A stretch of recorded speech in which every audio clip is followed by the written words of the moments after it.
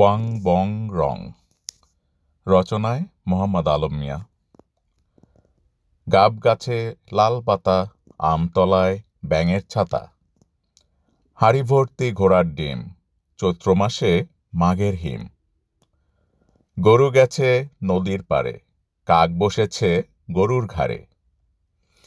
বিয়ে করতে সোনা মিয়া, আইছে গলায় তাবিজ নিয়া।